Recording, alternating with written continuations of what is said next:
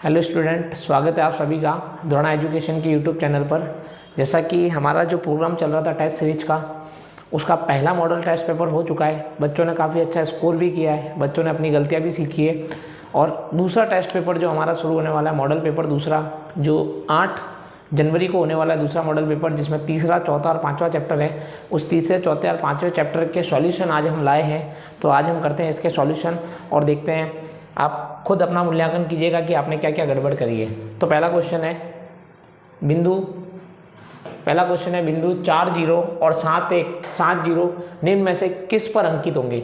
तो देखिए किस पर अंकित होंगे, तो अपन बात करते हैं, बनाकर देख लेते हैं। ये मेरा x होता है, ये मेरा x डैश होता है, ये मेरा y होता है, ये मेरा y डैश है ना, ये y होता है और ये मेरा y डैश होता है। ये 0 और ये 0 0 होते हैं, इसको कोई इतना ध्यान से देखने की ज़रूरत नहीं है। इधर चलते हैं अपन। -4 और 0 कहाँ पर होगा? -4 और 0 यहाँ पर कहीं होगा, ठीक है। और 7 और 0 कहाँ पे होगा? x अक्ष पर 7 और y अक्ष पर 0 कहीं यहाँ होगा। तो फिर ये दोनों के दोनों बिंदु कहाँ बनेंगे? x अक्ष पर बन रहे हैं, तो दोनों कहाँ बनेंगे? x अक्ष पर, ठीक है। अगला क्वेश्चन करते हैं। k के किस मान के लिए समीकरण निगम 4x - 3y 2x + ky = 11 का हल विद्यमान नहीं है ना। इसका मान हल विद्यमान नहीं है। देखो, हल विद्यमान नहीं की कंडीशन क्या होती है? हल विद्यमान नहीं की कंडीशन होती है a1/a2 बराबर b1/b2 is not equal to c1/c2। ये हल विद्यमान की कंडीशन होती है। अब मैं आपको बोलता हूँ कि जब a1/a2 बराबर है b1/b2, तो ये नॉट इक्वल टू c1/c2। इसका मतलब जो a1/a2 होगा वो भी नॉट इक्वल होगा किसके? c1/c2 के। इसका मतलब मैं a1 और b1 को लेके सॉल्व करूंगा। इसको लिखने से पहले आपको एक बात लिखनी है, वो मैं आपको बता देता हूँ।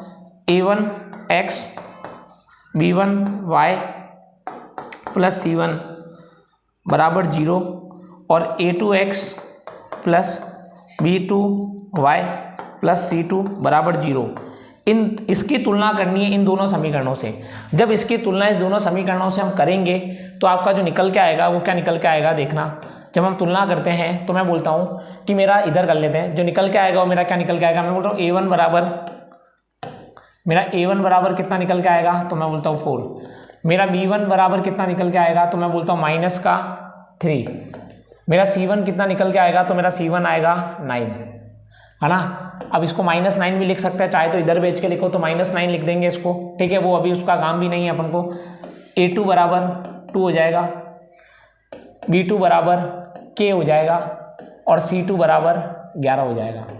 अब मेरी कंडीशन क्या है? मेरी कंडीशन ये है, देखना, a1/a2 बराबर होता है b1/b2 के, ठीक है। तो a1 और a2 की वैल्यू कितनी है? 4/2 बराबर होगा किसके? -3/2 के, -3/k के ले लो।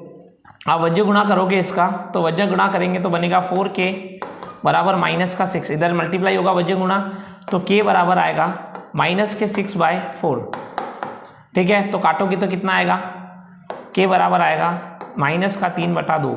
ढूंढो -3/2 कहाँ पर है? -3/2 हमारा ये रहा, ये -3/2। तो इसका आंसर आपको पता चल गया। आगे चलते हैं। समांतर श्रेणी 21, 18, 15 का 8वां पद याद कीजिए। हम जानते हैं कि समांतर श्रेणी का nवां पद क्या होता है ना, हम जानते हैं। देखना, समांतर, ये ऑब्जेक्टिव प्रश्न है तो इनको डायरेक्ट करवा रहा हूँ। समांतर श्रेणी का nवां पद क्या होता है? an बराबर क्या होता है? a + n-1 × d होता है। तो मैं बात करता हूँ यहाँ पर प्रथम पद की। अगर मुझे पता है प्रथम पद क्या होगा मेरा, प्रथम पद होगा मेरा a, और a बराबर कितना है? 21। अगर मुझे सार्व अंतर निकालना है, और सार्व अंतर मेरा होता है d, और d बराबर होता है a2 - a1। तो मैं अगर d निकाल दूँ तो d कितना निकल के आ जाएगा? 18 - 21, तो d निकल के आएगा -3, ठीक है। आगे देखते हैं, आगे सॉल्व कर लेते हैं इस क्वेश्चन को। इधर देखना, यहाँ पर सॉल्व कर रहा हूँ मैं इस क्वेश्चन को। तो an बराबर, मुझे an की वैल्यू निकालनी है। a की वैल्यू मेरे 21 दे के रखी है, प्लस n की वैल्यू होती है n - 1। n की वैल्यू कितनी, कौन सा पद निकालना है मुझे, 8वां। तो आप यहाँ पर भी 8 लिख लीजिए क्योंकि आपको 8वां पद निकालना है। तो 8 - 1 और मेरा d कितना है -3। तो मेरा जो निकल के आएगा वो आएगा 21 प्लस ये बन जाएगा 7 और ये बन जाएगा -3। इसका इससे मल्टीप्लाई करोगे तो 21 और ये -21 हो जाएगा। मतलब जो 8वां पद ये 8 बराबर कितना आएगा 0। ऑप्शन में 0 कहाँ पर पड़ा है, देखो ये क्वेश्चन में मिस्टेक है थोड़ी सी, पेपर में हमने आपको मिस्टेक को चेंज करवा दिया टीचर्स ने आपको, मैं यहाँ पर भी चेंज कर देता हूँ। ये मिस्टेक को प्रिंट करते समय थोड़ी बहुत मिस्टेक्स हो जाती है, यहाँ पर करिए। ये 0 होगा, इसको आप 0 कर लीजिए और इसका जो आंसर निकल के आएगा वो निकल के आएगा 0। ठीक है, बात करते हैं 7 पेंसिल तथा 5 पेन का कुल मूल्य 29 रुपये है। इसको बीजगणितीय रूप में क्या करना है, व्यक्त करना है। तो इसको बीजगणितीय रूप में हम क्या कर लेते हैं, व्यक्त कर लेते हैं। देखिए तो आपको लिखना पड़ेगा, माना एक पेंसिल का मूल्य बराबर x और माना एक पेन का मूल्य बराबर y और कुल योग कितना देके रखा है, कुल योग मुझे देके रखा है 29 रुपये। तो देखना प्रश्नानुसार सर क्या हो जाएगा मेरा, कितने पेंसिल है, 7 पेंसिल है तो 7x हो जाएगा, पेंसिल का x माना है, प्लस कितने पेन है, पेन को y माना है और 5 पेन है 5y बराबर कितना हो जाएगा 29। यही इसका क्या है आंसर है। ठीक है, आपको इतना सा करना था क्वेश्चन को। आगे चलते हैं, मैं कलर दूसरा ले लेता हूँ ताकि थोड़ा आपको और क्लियर दिखे। आगे चलते हैं, 3√3x² प्लस 10x प्लस √3 बराबर 0 का विविक्तीकर करना है ना। और आपने विविक्तीकर पढ़ा होगा, विविक्तीकर कैसे करते हैं। देखो सबसे पहले तो हम इसकी देखना हल, कलर साफ दिख रहा है क्या, ये दिख रहा है सब। ठीक है, देखना ax² plus bx plus c बराबर 0 से तुलना करने पर यदि मैं इसकी तुलना करता हूँ तो मेरी तुलना क्या निकल के आएगी, तो मैं बोलता हूँ a बराबर क्या निकल के आएगा 3√3, मेरा b बराबर क्या निकल के आएगा, तो मेरा 10 निकल के आएगा और मेरा c बराबर कितना निकल के आएगा √3। ठीक है, अब देखते हैं, हमें विविक्तीकर पता है, हम जानते हैं d बराबर होता है b² - 4ac, ये हम जानते हैं। d बराबर क्या होता है b², या फिर आप ऐसा भी लिख सकते हो, पहले आप चाहो तो ऐसा लिख लो इसको,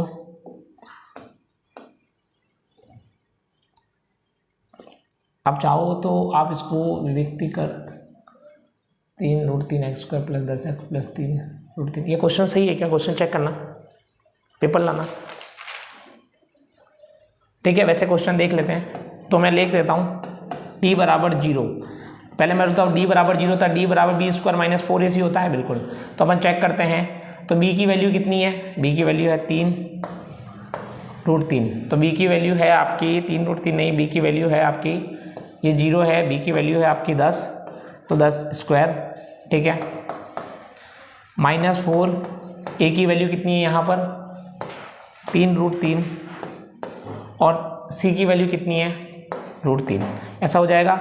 और ये बराबर में क्या हो जाएगा 0, क्योंकि d बराबर 0 होता है। अब देखो सॉल्व करते हैं इसको, 10 का स्क्वायर कितना होता है 100 -4, देखो इसका मल्टीप्लाई करेंगे तो √3 का मल्टीप्लाई करेंगे तो 3 हो जाएगा, है ना। तो मैं इसको लिख लेता हूँ 3 इंटू कितना हो जाएगा 3, तो ये कितना हो जाएगा 3 तिया 9 और ये देखो ये कितना 3 तिया 9 और 9 चौक कितना, ठीक 9 18 27 9 चौक 36, तो ये हो जाएगा 100 - 36। ठीक है, तो d बराबर ये कितने निकल के आ जाएगी, इसकी वैल्यू कितने बचे 36 गए तो 70 बचे और 6 गए तो देखो 30 गए तो हमारे बचे 70 और 6 गए तो हमारे कितने बचे 64, है ना। तो आपका आंसर आया 64। तो मूलों की प्रकृति कितनी निकल के आई है 64।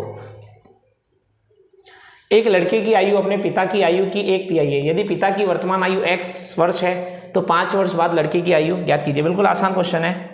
देखो यहाँ पर हम मान लेते हैं पिता की आयु आपको देके रखी है कितनी, आयु वर्तमान x देके रखी है, तो पिता की वर्तमान आयु बराबर x है, ये मुझे देके रखा है। फिर उसने बोला है कि एक लड़के की आयु अपने पिता की आयु की 1/3 है। अब लड़के की आयु पिता की आयु क्या है, 1/3 है। इसका मतलब अगर मुझे लड़के की आयु निकालनी है तो लड़के की आयु और पिता की आयु की कितनी है, 1/3 है। तो क्या मैं ऐसा लिख लूँ, पिता की आयु बटा 3, ऐसे लिख लेता हूँ। तो मेरी लड़के की आयु कितनी हो जाएगी, तो देखो लड़के की आयु, अब पिता की आयु और पिता की आयु कितनी मानी है, x, तो इधर लिख लो x बटा कितना हो जाएगा, 3 हो जाएगा। फिर बोल रहा 5 वर्ष बाद लड़के की आयु क्या होगी, तो 5 वर्ष पश्चात लड़के की आयु, तो 5 वर्ष पश्चात लड़के की आयु कितनी हो जाएगी, तो 5 जोड़ दो, तो 5 वर्ष पश्चात लड़के की आयु हो जाएगी x बटा 3 प्लस 5। यही इसका आंसर था। ठीक है, आगे चलते हैं। यदि 2/3 a और 2 किसी AP के 3 क्रमागत पद है तो a का मान क्या होगा। देखो आपने समांतर श्रेणी पढ़ी होगी, तो पहले मैं आपको थोड़ा सा बताता हूँ। समांतर श्रेणी आपने पढ़ी होगी तो आपने देखा होगा ये AP के पद है, कितना है 2/3 a और 2, ये AP है। ठीक है, आपको AP में पता होगा कि यदि मेरा A1 A2 और A3 मैंने देके रखा है तो मुझे पता है आपको कि अंतर सबके बीच समान होता है। तो अगर मैं ऐसा बोलूं कि A2 में से A1 घटाऊं, A2 में से A1 घटाऊं तो D आएगा, सार्वंतर आता है। तो मैं ऐसा भी तो बोल सकता हूं कि अगर मैं A3 में से A2 घटाऊं तो D आता है, ये भी मैं बोल सकता हूं। इसका मतलब क्या है, A2 में से A1 घटा रहा हूं तब भी D आ रहा है, A3 में से A2 घटा रहा है तब भी D आ रहा है। इसका मतलब क्या, ये दोनों आपस में बराबर नहीं है, A2 माइनस A1 बराबर A3 माइनस A2, ये भी आपस में बराबर होंगे।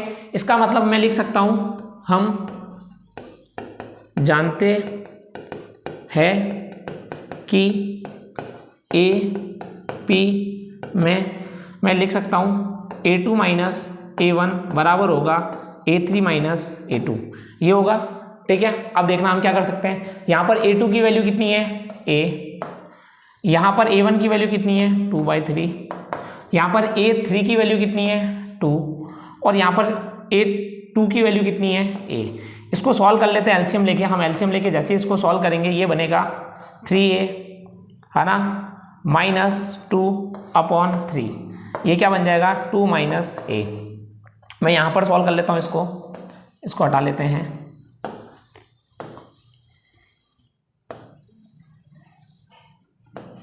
इसको यहाँ पर सॉल्व कर लेते हैं हम। देखिए अब मैं इसको सॉल्व कर लेता हूँ, इसको इधर वज्र गुणा कर दूँ तो 3A -2 बराबर, इधर मल्टीप्लाई करोगे तो 6A बन जाएगा और माइनस का 3A बन जाएगा। इनको A वालों को एक तरफ कर लेते हैं।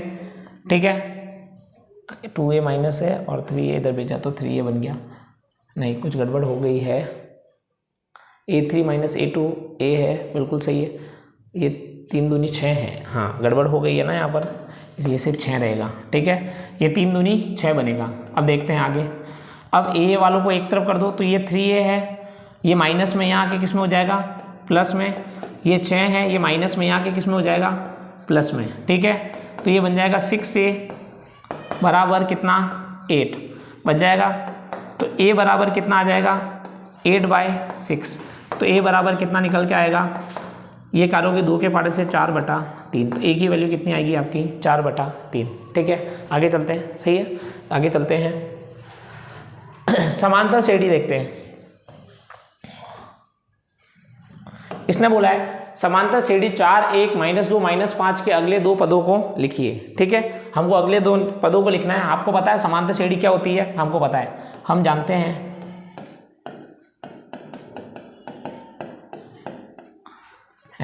ठीक है। अब देखो हम जानते हैं कि, चलो इस क्वेश्चन को डायरेक्ट ही कर लेते हैं, ये छोड़ दो आप। पहले मुझे जो गिवन है वो मैं लिख लेता हूँ, है ना। क्या क्या गिवन है मुझे इस क्वेश्चन में हल मुझे क्या क्या दिया है वो लिख रहा हूँ। A बराबर मेरा 4 है यहाँ पर, ठीक है। डी भी मैं निकाल लेता हूँ। देखो मैं डी निकाल लेता हूँ, यहाँ पर डी कितना होगा, तो डी होता है A2 माइनस A1। तो मैं A2 माइनस A1 करता हूँ, तो मैं निकालूंगा 1 माइनस 4, तो मेरा निकल के आएगा माइनस का 3। ये मेरा डी निकल के आ गया। अब मेरे को अगले पर निकालने हैं, कौन सा पर निकालना है, 1 2 3 और 4, अगला पर निकालना है, मतलब मुझे A5 निकालना है। मुझे A5 निकालना है तो मैं क्या कर लूँगा, A4 में मैं डी को जोड़ दूंगा, A4 में क्या कर दूंगा, डी को जोड़ दूंगा। जैसे A4 में डी को जोड़ूंगा, A4 कितना है मेरा माइनस का 5 और डी कितना है मेरा माइनस का 3। सॉल्व करते हैं इसको, ये माइनस का 5, इसको ओपन करोगे तो क्या बन जाएगा, माइनस का 3। तो माइनस माइनस क्या बन जाएगा, प्लस बन जाएगा। ठीक है, तो माइनस माइनस प्लस बन जाएगा तो कितना हो जाएगा, माइनस का 8। तो ये अगला पद आ गया। अब मैं निकालता हूँ इसका अगला पद A6। A6 बराबर क्या होगा, A5 प्लस डी। तो A6 बराबर A5 की वैल्यू कितनी आई है, माइनस के 8 प्लस डी की वैल्यू कितनी है, माइनस के 3। तो माइनस के 8 और माइनस के 3 कितना आएगा आंसर, 8 11 कितना आ गया, 11। तो कितना बनेगा, माइनस के 11। तो यहाँ पर A6 बराबर आ गया माइनस के 11। यही दो पद मुझे निकाल लेते हैं अगले, मैंने अगले दोनों पद निकाल दिए, इसको आप लिख दो ये 5। ठीक है, आगे चलते हैं। खंड ब 2 नंबर के क्वेश्चन है। यदि द्विघात समीकरण kx x माइनस 2 प्लस 6 बराबर 0 है तो k का मान ज्ञात कीजिए। इस क्वेश्चन में थोड़ी सी मिस्टेक है। ठीक है, मिस्टेक है क्वेश्चन में, पूरा क्वेश्चन जो है इसमें आप मिस्टेक है कि समीकरण के 2 मूल बराबर हो, है ना। इसका कंडीशन क्या है, समीकरण के 2 मूल बराबर हो, वो देना, क्वेश्चन पूरा देना मुझे। क्वेश्चन का क्या ये वाला कहाँ गया, कौन से नंबर, हाँ, समीकरण के 2 मूल बराबर हो, ये वाला क्वेश्चन है। क्वेश्चन को करते हैं। देखो समीकरण के 2 मूल बराबर है, ये क्वेश्चन में मिस्टेक है, क्वेश्चन आप सही कर लेना। अब देखो सबसे पहले हम इसको सॉल्व करते हैं। जब इसको सॉल्व करते हैं हल, मुझे क्या देके रखा है, मुझे देके रखा है kx x माइनस 2 प्लस 6 बराबर 0। सॉल्व कर लेते हैं इसको। ठीक है, ये क्या बनेगा, इसका अंडर मल्टीप्लाई करेंगे तो kx स्क्वायर बनेगा माइनस का, देखो इसका इससे मल्टीप्लाई करोगे तो kx स्क्वायर बनेगा, इसका मल्टीप्लाई करेंगे तो 2kx बनेगा। ठीक है, प्लस का 6 बराबर 0। क्वेश्चन सही है, k का इससे करेंगे तो kx स्क्वायर बनेगा, बिल्कुल सही है। इसका करेंगे 2xk बनेगा, ये भी सही है, प्लस का 6 बनेगा। इसको आप ऐसे लिख लो, थोड़ा अरेंज सही कर लेते हैं अपन, इसको लिख लेते 2xk, ऐसा लिख लो आप। इसको मल्टीप्लाई करेंगे बराबर का 6 बन जाएगा। ठीक है, या फिर 2kx भी लिख सकते हैं, दोनों में से जो आप लिखना चाहे। मल्टीप्लाई में कोई इतना फर्क पड़ता नहीं है। आप देखो सबसे पहले इसका मल्टीप्लाई कर लो, इसका इससे मल्टीप्लाई करोगे तो kx स्क्वायर बनेगा, फिर इसका इससे मल्टीप्लाई करोगे तो माइनस का 2kx बनेगा और प्लस का 6, ऐसा का ऐसा बराबर 0, ऐसा का ऐसा। अब देखना हम इसकी तुलना कर लेते हैं, ये सही कर लेना आप, थोड़ा सा मिस्टेक है यहाँ पर, यहाँ कर लो, लिखते समय हो जाती है। ठीक है, अब देखना समीकरण की ax plus bx plus c बराबर 0 से तुलना करने पर, इसकी तुलना करते हैं। तुलना करेंगे तो a की वैल्यू निकल के आएगी k, b की वैल्यू निकल के आएगी माइनस का 2k और c की वैल्यू निकल के आएगी 6। ठीक है, अब हम जानते हैं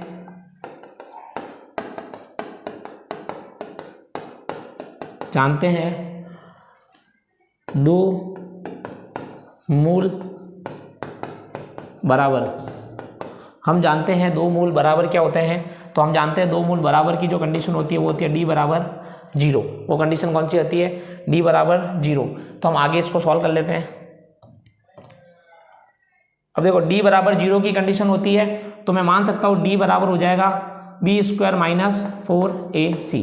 d की जगह 0 रख लूँगा, सॉल्व कर लेंगे। b की वैल्यू कितनी है, तो माइनस का 2k, तो मैं इसको यहाँ से कर रहा हूँ, देखना माइनस का 2k का स्क्वायर माइनस 4, a की वैल्यू कितनी है, a की वैल्यू है सिर्फ k, इंटू c की वैल्यू कितनी है, c की वैल्यू है 6 और बराबर में 0 आ जाएगा।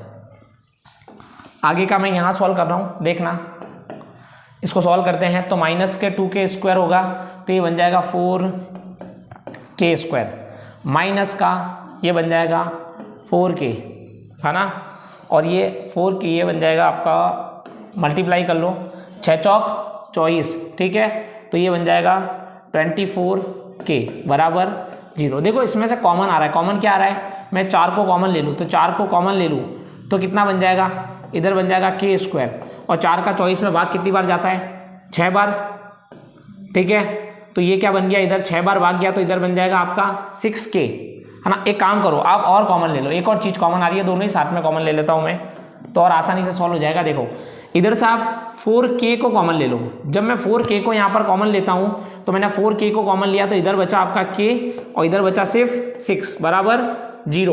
देखो इसको मैं पूरे को इधर भेजूंगा तो ये 0 के नीचे आएगा तो पूरा क्या हो जाएगा, 4k इधर 0 के नीचे आएगा तो पूरा 0 हो जाएगा, इसका मतलब बचेगा k माइनस 6 बराबर 0, तो इसका मतलब k बराबर कितना आया, 6, k बराबर आया 6, ठीक है, ये सॉल्यूशन हो गया है। आप वीडियो को 1-2 बार देखना तो आपको और समझ में आ जाएगा, ठीक है। आगे चलते हैं, 10 और 250 के बीच में 4 के कितने गुणज होंगे। देखो समांतर श्रेणी का क्वेश्चन है, 10 और 250 के बीच 4 के कितने गुणज होंगे। तो पहले तो मेरे को इसमें ये करना पड़ेगा कि एक समांतर श्रेणी बनानी पड़ेगी, है ना। तो पहले मैं लिख लेता हूं, माना समांतर श्रेणी का प्रथम पद ए तथा सार्वअंतर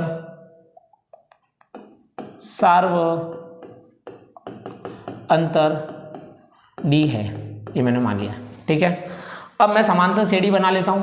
देखो 10 और 250 के बीच 4 के कितने गुणज होंगे, मतलब ऐसा जो 4 के मल्टीपल है, तो 10 और 250 के बीच अगर 4 के मल्टीपल निकालूं तो मैं AP अगर निकालना चाहूँ तो 4 और 250 के बीच मल्टीपल निकालना चाहूँ तो पहली संख्या जिसमें 4 का भाग जाएगा वो है 12, फिर 16, फिर 20, ये 4 के मल्टीपल होंगे। और लास्ट 250 तक जाऊंगा तो आप देखो लास्ट में 250 में किस में भाग जाएगा, तो मैं चेक करता हूँ शायद 248 में 4 का पूरा भाग जाता है।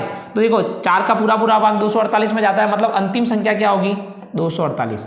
अपन को ये पता करना है कि ये 248 है, ये कौन सा वह पद है, मतलब कितने गुणज होंगे 250 तक, तो मैं ये पता कर लूं कि ये जो 248 है ये 248वां इस AP का कौन सा वह पद है। अगर मुझे ये पता चल जाए तो मुझे ये पता चल जाएगा कि कितने गुणज होंगे, क्योंकि ये लास्ट वाला पद पता चल जाएगा उतने ही तो गुणज होंगे, तो मैं पता कर लेता हूं, मैं लिख लेता हूं।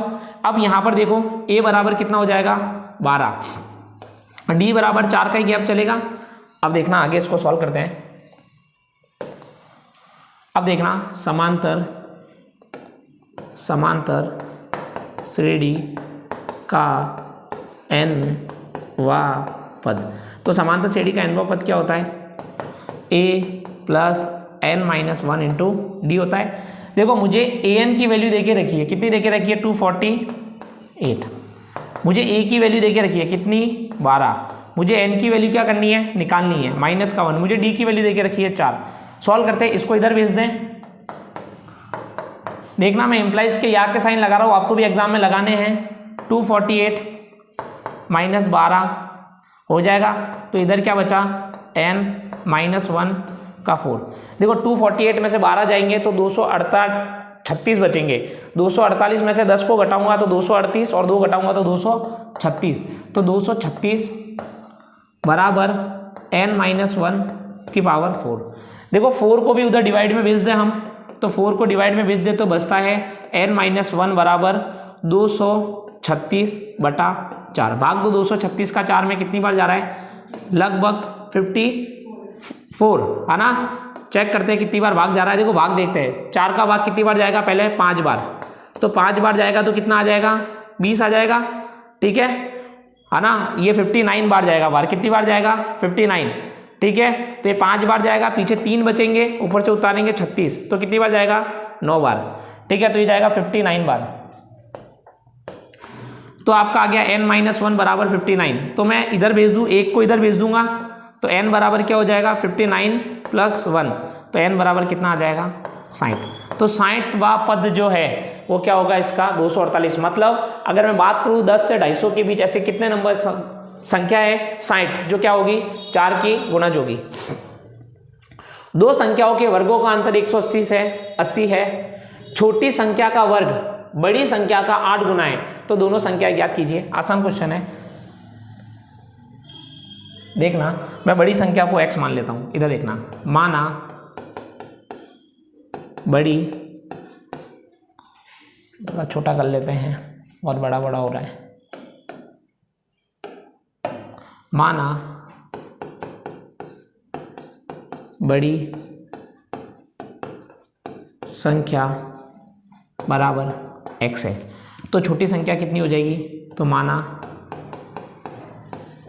छोटी संख्या, जो छोटी संख्या हो जाएगी वो बोला है कितना है, छोटी संख्या का वर्ग बड़ी संख्या का 8 गुना है, तो इसको मान लो 8 है ना।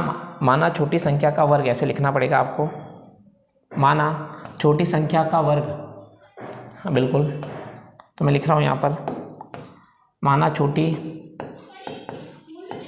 संख्या का वर्ग, तो छोटी संख्या का वर्ग कितना हो जाएगा, तो छोटी संख्या का वर्ग हो जाएगा 8x। तो मैं अब बड़ी संख्या का वर्ग निकालूं, तो बड़ी संख्या, तो अगर मैं बड़ी संख्या का वर्ग मानूं तो बड़ी संख्या का वर्ग हो जाएगा x²। अब देखना प्रश्नानुसार क्या बोला है उसने, प्रश्नानुसार बात करते उसने बोला दो संख्याओं के वर्गों का अंतर 120 है, पहली संख्या ये है और दूसरी ये है, इसका मतलब x² माइनस 8x बराबर कितना देके रखा है, 180, ये मुझे देके रखा है 180। अब मैं इसको इधर भेज दूँ तो ये बन जाएगा, देखना x² माइनस 8x माइनस 180 बराबर 0।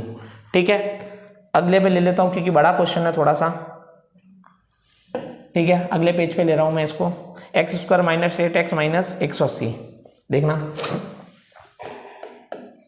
x² माइनस 8x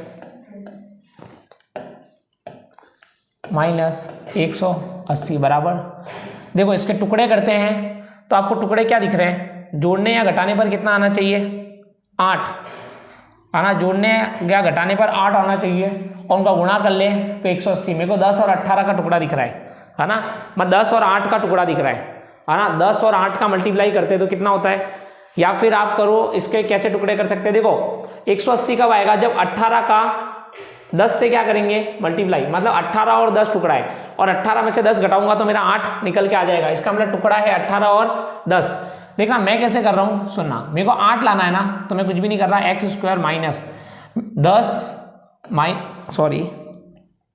18 माइनस 10 लिख रहा हूँ, x की जगह x रख रहा हूँ, माइनस 180 रख रहा हूँ, बराबर 0 रख रहा हूँ। एक एक स्टेप देखना कैसे सॉल्व कर रहा हूँ, x², अभी मैं पहले माइनस का नहीं, पहले मैं x का मल्टीप्लाई कर रहा हूँ, तो बनेगा 18x माइनस का 10x बराबर माइनस 180 बराबर 0।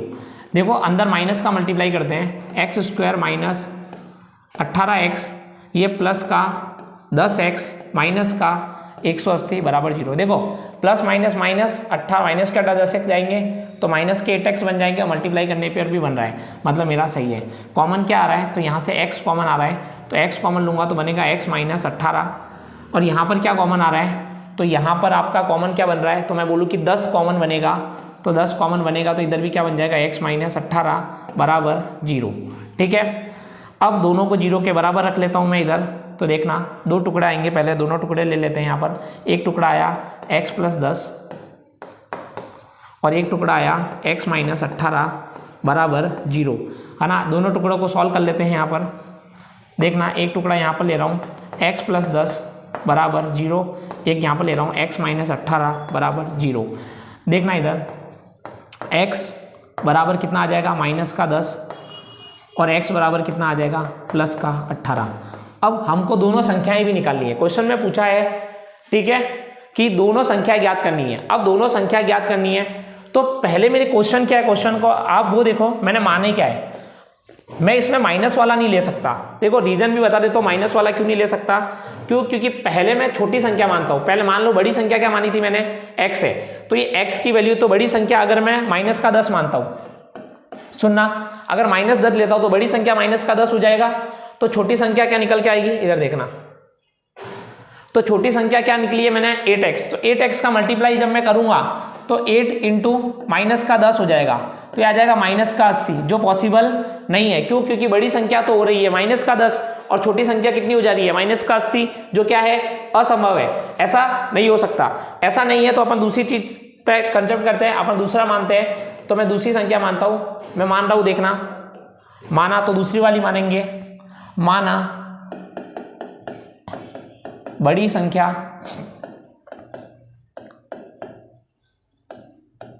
बराबर कितनी हो जाएगी 18 हो जाएगी। तो अब बड़ी संख्या 18 हो जाएगी, तो छोटी संख्या अपन ने क्या मानी थी, उसके वर्गों का वर्ग माना था। तो मैं छोटी संख्या पहले मान लेता हूं। देखिए थोड़ा सा टेक्निकल इश्यू होने के कारण वीडियो बीच में रुक गया था और ये छूट गया था, तो वापस देख लीजिए। माना बड़ी संख्या कितनी है 18, मैंने 18 बड़ी संख्या मानता हूं, तो छोटी संख्या का वर्ग वहां पर बोला है, तो मैंने क्या माना, छोटी संख्या का वर्ग x, बड़ी संख्या के वर्ग क्या है ना 8x के बराबर है। ये एक्चुअल में है क्या, बड़ी संख्या का वर्ग ये ऐसा है 8x है। तो अब मैं एक्स स्क्वायर बराबर 18 माना है, तो 8 इंटू कितना हो जाएगा 18 हो जाएगा। तो इसको सॉल्व करूंगा तो x कितनी निकल के आएगी 12, मतलब छोटी संख्या कितनी निकल के आएगी 12 और बड़ी संख्या कितनी है 18। अगला क्वेश्चन लेते हैं। समीकरण निकाय x + 2y बराबर 3 और 5x + ky बराबर 12 के अनगिनत हल होने के लिए k का मान, भाई यहाँ पर थोड़ी सी गड़बड़ है, इसको भी सही कर लेंगे हम, पेपर के अंदर आपको सही करके दिया है, यहाँ पर आप कर लेना k का मान, किसका मान निकालना है k का, है ना, ये सॉरी इधर है ना, इधर आप कर लो k का मान, तो मैंने इधर कर लिया है k का मान निकालिए। अब देखो हम जानते हैं, पहले मैं इसकी तुलना कर लूँ, समीकरण की a1x + b1y + c1 तथा a2x + b2y + c2 से तुलना करने पर। अब मैं इसकी तुलना करता हूँ, तो तुलना करूँगा तो बताओ, पहले समीकरण से a1 की वैल्यू कितनी आएगी 1, b1 की वैल्यू कितनी आएगी 2 और c1 की वैल्यू कितनी आएगी, आप माइनस का 3 ले लो या 3 ले लो, कोई भी लेना है। अगर इधर भेजोगे तो माइनस का 3 है और इधर ही रखना है तो यही रखो। फिर बात करते हैं a2 की। अब a2 बराबर कितना हो जाएगा 5, है ना, b2 बराबर कितना हो जाएगा k और c2 बराबर कितना हो जाएगा 15। अब हम जानते हैं अनंत हल। अब हमें अनंत हल की कंडीशन पता है क्या होता है, a1/a2 बराबर b1/b2 बराबर c1/c2, ये अनंत हल की कंडीशन होती है। अब वैल्यू तीनों बराबर है तो किसी में भी रख लो, मैं पहले वाले में रख लेता हूँ। a1 की वैल्यू जो मेरी है वो 1/5 है, ठीक है, और b1/b2 की वैल्यू जो निकल के आएगी वो हो जाएगी 2/k। यहाँ से आपको कुछ भी नहीं करना, मल्टीप्लाई कर दो, k बराबर आ जाएगा आपका 10 निकल के। ये इतना सा क्वेश्चन 2 नंबर में दिया था हमने। खंड सर की बात करते हैं, सुब्बा राव ने, देखिए ये 4 नंबर का क्वेश्चन है, लेकिन 4 नंबर लायक क्वेश्चन है नहीं, लेकिन बोर्ड भी आपको ऐसे ही क्वेश्चन देने वाला है, तो हमने भी आपको ऐसे ही किया है। सुब्बा राव ने 1995 में 5,000 रुपये का मासिक वेतन पर कार्य आरंभ किया और प्रत्येक वर्ष 200 रुपये वेतन में वृद्धि प्राप्त की। किस वर्ष में उसका वेतन 7,000 हो जाता है।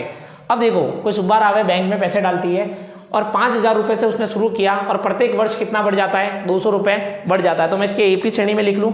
एपी श्रेणी में लिखने के लिए पहले मैं मान लेता हूँ, माना प्रथम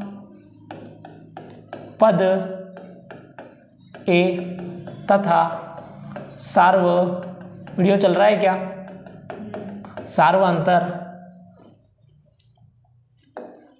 डी है, ये मैंने मान लिया। अब मैं एपी श्रेणी लिख लेता हूँ।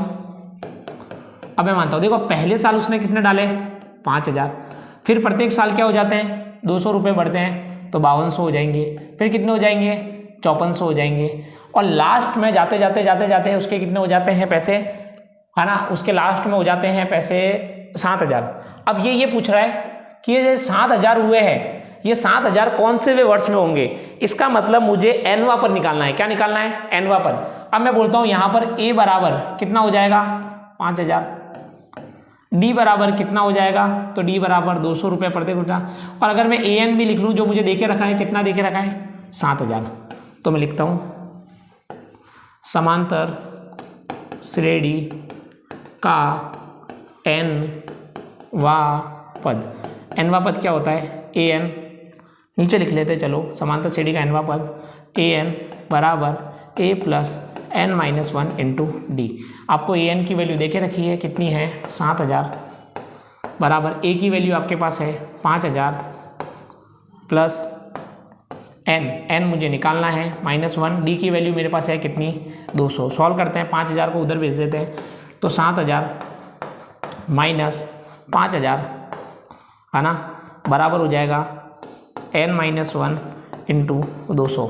सॉल्व करते तो कितना हो गया, ये हो गया 2000 बराबर n माइनस 1, एक एक स्टेप खोल रहा हूँ आपके लिए, 200 को इधर भेज देते हैं तो ये बन जाएगा, देखो 200 को इधर भेजोगे तो बचेगा 2000 बटा 200, 0 से 0 कैंसिल, चलो मैं लिख लेता हूँ n माइनस 1, 0 से 0 कैंसिल और 2 का इसमें करोगे तो कितना हो जाएगा 10, तो मतलब आया n माइनस 1 बराबर 10, तो कितना आ जाएगा n बराबर 11 हो जाएगा, मतलब 11वें वर्ष में क्या हो जाएगी, ये 7000 हो जाएगी। ठीक है, अगला क्वेश्चन आपके रह गए थे, 2 क्वेश्चन करा देते हैं, 2 क्वेश्चन का वीडियो बाकी था, वो टेक्निकल इशू के कारण पूरा वीडियो कंटिन्यू बना नहीं पाए थे। आपको देखिए रखा है यहाँ पर, समांतर श्रेणी के 3, 8, 13, 253 के अंतिम से 20वां पद ज्ञात करना है। अंतिम से 20वां पद ज्ञात करना है तो मुझे L देके रखा है, अंतिम पद मुझे देके रखा है कितना है 253, मेरा प्रथम पद मुझे देके रखा है A कितना है 3, D बराबर होता है A2 माइनस A1, तो अगर A2 माइनस A1 D होता है तो मैं घटा सकता हूँ 8 माइनस 3, 8 माइनस 3 कितना होता है 5 होता है। और उसके बाद हमको अंतिम से देके रखा है तो मैं निकाल लेता हूँ, अंतिम से पद निकालने का एक फार्मूला होता है डायरेक्ट, अब वो formula L minus n minus 1 into D formula होता है। L मुझे देके रखा है 253 और मुझे अंतिम से 20वां पद निकालना है, माइनस n माइनस 1 मतलब 20 माइनस 1 इंटू ये है मेरा 5। सॉल्व करते हैं, 253 माइनस ये आपका हो जाएगा 19 इंटू 5। ठीक है, सॉल्व करते हैं, देखिए कितना होता है, आप इसको सॉल्व कर लेना आगे। अगर मैं 19 इंटू 5 करूँ तो देखो आप इसको भी सॉल्व करने का, देखो मैं अच्छा तरीका बताता हूँ, आप 20 इंटू 5 करो, आप 20 पंजे कितना होता है, तो 20 पंजे होता है 100, है ना, 20 का 5 से करो, फिर आप 5 घटा दो तो कितना आ जाएगा 95 आ जाएगा। तो आप ऐसे भी कर सकते हो फटाफट करने के लिए, तो ये आया 95, तो 820 बराबर 253 माइनस कितना हो जाएगा 95। आप 253 में से 95 घटाओगे तो देखो 5 में से जो आपके जाते हैं 3 तो नहीं जाते, 13 में से 5 जाएंगे तो पीछे बचेंगे आपके 8। ठीक है, फिर इधर बचे 4 में 14 बनाइए, 14 में से 9 गए तो आपके बचे 5। ठीक है, और इधर बचा 1, आंसर आ रहा है 158। आंसर कितना है इसका 158 ही है। चलो आगे चलते हैं, इसका आंसर आ गया 158। एक और क्वेश्चन बचा था लास्ट, वो क्वेश्चन कर लेते हैं। ये क्वेश्चन का सॉल्यूशन आपको मिल गया था, ये भी क्वेश्चन आपने आगे कर लिया है। ये क्वेश्चन बचा था, ठीक है, ये क्वेश्चन आपका बचा था। उस एपी के प्रथम 51 पदों का योग ज्ञात कीजिए जिसके दूसरे और तीसरे पद क्रमशः 14 और 18 है। देखो पहले इसको करने के लिए मैं इस क्वेश्चन को पूरा लेता हूँ, देखना। माना समांतर श्रेणी का n-वा समांतर श्रेणी, माना समांतर श्रेणी का प्रथम पद A तथा सार्वअंतर D है। माना समांतर श्रेणी का प्रथम पद A तथा सार्वअंतर क्या है D है। अब मेरा क्वेश्चन क्या है, क्वेश्चन ये है कि उसमें दूसरा और तीसरा पद 14 और 18 है। तो मेरा दूसरा पद कितना देके रखा है, मुझे A2 बराबर देके रखा है 14, A2 बराबर है मेरा 14। तो देखिए A2 बराबर 14 है और A3 बराबर कितना देके रखा है मुझे 18, तो A3 मुझे देके रखा है 18। अब मैं करता हूँ समांतर श्रेणी का n-वा पद। तो समांतर श्रेणी का n-वा पद क्या होता है, an बराबर a plus n minus 1 into D होता है। ठीक है, तो मुझे a कौन सा पद निकालूँ, दूसरा, तो प्रथम पद मेरे पास है नहीं, प्लस 2 माइनस 1 इंटू डी भी मेरे पास है नहीं। तो यहाँ पर क्या निकल के आ जाएगा, यहाँ पर निकल के आ जाएगा A2 बराबर a प्लस डी, क्या निकल के आ जाएगा a प्लस डी। इसको दो समीकरण नंबर 1। ठीक है, अब मैं बात करता हूँ दूसरा, मैं निकालता हूँ A3 के लिए। तो जैसा यहाँ पर क्या है वैसे ही A3 मुझे कितना देके रखा है, तो मैं A3 के लिए निकाल लूँ। तो a3 बराबर कितना हो जाएगा, तो a प्लस कौन सा पद है, तीसरा है, तो 3 माइनस 1 है ना। यहाँ पर एक वैल्यू पुट कर दो, आपको वैल्यू दे के रखी है, यहाँ पर मैंने पुट नहीं करी है। अब यहाँ दोनों जगह एक वैल्यू पुट कर देना, वो वैल्यू है 14, ये 14 आप वैल्यू पुट कर दो यहाँ पर, ठीक है। यहाँ पर भी a3d हो गया, इस a3 की जगह मैं वैल्यू पुट कर सकता हूँ 18, तो 18 बराबर कितना हो गया, 18 बराबर a प्लस अब बन गया ये 2d, ये समीकरण नंबर हो गया 2। अब समीकरण नंबर 1 व 2 को आप सॉल्व कर लो, तो समीकरण 1 व 2 से, समीकरण 1 व 2 से सॉल्व करते हैं। समीकरण 1 मेरी है a प्लस डी बराबर 14 और समीकरण 2 मेरी है a प्लस 2d बराबर 18। सॉल्व करते हैं, इसको माइनस और इसको भी माइनस, ये कैंसिल हो जाएगा। तो d में से ये d माइनस के 2d में से 1d गया, तो माइनस का d बचा, तो माइनस के d में से माइनस का कितना बचा, 4 बचा है ना। तो d बराबर आ गया 4, d बराबर कितना निकल के आ गया 4। तो यहाँ पर d बराबर आ रहा है 4, d बराबर 4 आप किस में भी एक में रख लो, समीकरण 1 व 2 में, तो d बराबर 4 समीकरण 1 में रखने पर, तो मैं रखता हूँ। तो समीकरण 1 क्या है मेरी, a प्लस डी बराबर 14, मैं यहाँ पर रखता हूँ a की वैल्यू, a प्लस डी की वैल्यू 4 है बराबर 14, तो मेरी a की वैल्यू जो निकल के आएगी वो निकल के आएगी मेरी 10। a और d की वैल्यू आ चुकी है। मुझे क्या पूछा है, 51 पदों का योग, मुझे 51 पदों का योग पूछा है, तो मैं 51 पदों का योग निकाल लेता हूँ यहाँ से। देखना 51 पदों का योग निकालते हैं, तो देखो योग का फॉर्मूला क्या होता है, अगले पेज पर ले लेते हैं। 51 पदों का योग निकालना है, तो योग का जो फॉर्मूला होता है वो होता है Sn बराबर n/2 2a plus n-1 into D, यही फॉर्मूला होता है। और मुझे 51 पदों का निकालना है, तो मैं 51 रख देता हूँ यहाँ पर, 51/2 कर लेते हैं। 2 a की वैल्यू कितनी आई है, यहाँ पर जो a की वैल्यू आई है वो 10 है, तो a की वैल्यू रख दी 10 प्लस मुझे 51 - 1 निकालना है, इंटू डी की वैल्यू शायद मेरी आई है, डी की वैल्यू कितनी है देख लेते हैं, डी की वैल्यू 4 है, तो डी की वैल्यू आई है 4, इसको आप बंद कर दो, ठीक है। अब सॉल्व करते हैं हम आगे इसको, तो S51 बराबर 51/2 है ना, तो आप इसको तो अभी ऐसे ही रहने दो, ये बन गया है आपका 20,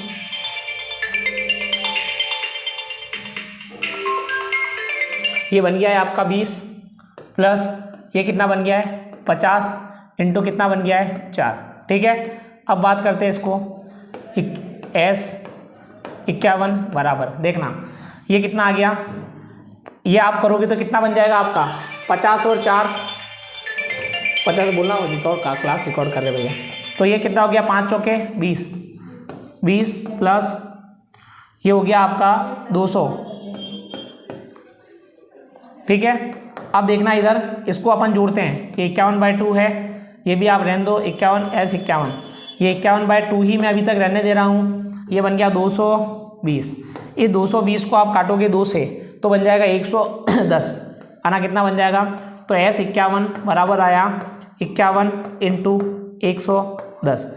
देखो 11 को 51 से सीधा सीधा मल्टीप्लाई कर लेते हैं हम, तो सीधा निकल के आ जाएगा 1 एकम 1, 5 एकम 5 और 1 एकम 1 कितना हो गया 6 और 5 एकम 5 561 आ जाएगा 561 आ गया है आपका, और पीछे लगा दो 0, तो S51 मतलब S51 पदों का योग कितना निकल के आ गया है मेरा 5 6 1 और 0, ये आपका निकल के आ गया है। अंत क्वेश्चन, लास्ट क्वेश्चन बचा था है ना, लास्ट क्वेश्चन बचा था जिसका मैंने बोला था कि बहुत लंबा क्वेश्चन है, इसलिए मैं इसका सॉल्यूशन लाया हूँ खुद ही, आप देख लो इसका सॉल्यूशन। वैसे ग्राफ का क्वेश्चन बहुत आसान, लेकिन बहुत बच्चों ने ग्राफ गलत बनाया है, फिर भी मैंने देख लो। देखो दिए गए समीकरण कितने 3x - 5y आपको दिया है, ठीक है, और 2x - 5y बराबर आपको 3 दिया है। अब मैं समीकरण 1 से y की वैल्यू निकाल देता हूं, तो y की वैल्यू देखो कैसे निकालेंगे, समीकरण 1 क्या है आपका, फिर भी मैं थोड़ा बहुत आपको बताते हुए चल रहा हूं, ठीक है। वैसे ये क्वेश्चन बिल्कुल आसान है, आप y की वैल्यू निकालनी है तो x को इधर भेज दो, तो 1 - 3x, ये 5 आ गया नीचे। अब x बराबर 2 रखो, तो आप x बराबर 2 रख के सॉल्व करोगे तो y बराबर 1 आएगा, फिर आप x बराबर 7 रखोगे तो y बराबर 4 आएगा। जब y बराबर 1 रखा तो x बराबर 2 आएगा, y बराबर 4 रखा तो x बराबर 7 आएगा, और y बराबर -2 रखा तो -3 आएगा। ऐसे ही आपको समीकरण नंबर 2 में देखो सॉल्व ऐसे ही करना है, मैंने बताया था। जैसे ही आप वैल्यू रखोगे उसका इसका ग्राफ तो बना लोगे। ये क्वेश्चन को इतना टफ नहीं है, मैं इसको नहीं करा रहा हूँ अभी, क्योंकि सॉल्यूशन मैंने आपको दे दिया है, बहुत आसान क्वेश्चन है, पढ़ा दिया है ना। अब मैं इसको पूरा का पूरा सॉल्व करके बताऊँ, इससे अच्छा ग्राफ में नहीं बता सकता पूरा का पूरा, इससे अच्छा मैंने यहाँ पर आपको बता दिया है। ठीक है, ज़्यादा से ज़्यादा शेयर करें, आप ज़्यादा से ज़्यादा मेहनत करें, है ना। और इन वीडियो को अच्छे से 1 से 2 बार देखें ताकि आपको सारे क्वेश्चन पता चल जाए, क्योंकि मैंने जितने भी क्वेश्चन दिए वो बोर्ड के पॉइंट ऑफ व्यू से बहुत ज़्यादा इंपॉर्टेंट क्वेश्चन है। आपके एग्जाम में आने की प्रोबेबिलिटी बहुत ज़्यादा है इन क्वेश्चंस की। अगर मैंने 51 दिया है तो बोर्ड इसके लिए 50 कर सकती है। अगर मैंने पूछा कि 20वां पद ये है तो बोर्ड आपको ऐसा ही देने वाला है, दूसरा पद ये, चौथा पद ये, ऐसा ही बोर्ड आपको क्वेश्चन देने वाला है। तो आप इन क्वेश्चन पर ज़्यादा से ज़्यादा प्रैक्टिस करें, देख कर करें। ठीक है, और आप वीडियो को देखकर वापस पेपर को जरूर सॉल्व करें और अगले पेपर के लिए मेहनत करें। जो भी स्टूडेंट अभी भी ज्वाइन नहीं करा है वो टेस्ट सीरीज को जरूर ज्वाइन करें, आपको बहुत फायदा होने वाला है। बाकी जो भी स्टूडेंट ने टेस्ट सीरीज ज्वाइन कर रखी है उनके लिए धीरे धीरे हमारी तरफ से नए नए सरप्राइज आते रहेंगे। जैसे मैंने साइंस का एक मॉडल पेपर बोला था, वो जल्दी आपको मॉडल पेपर हम अवेलेबल कराने वाले हैं। Thank you.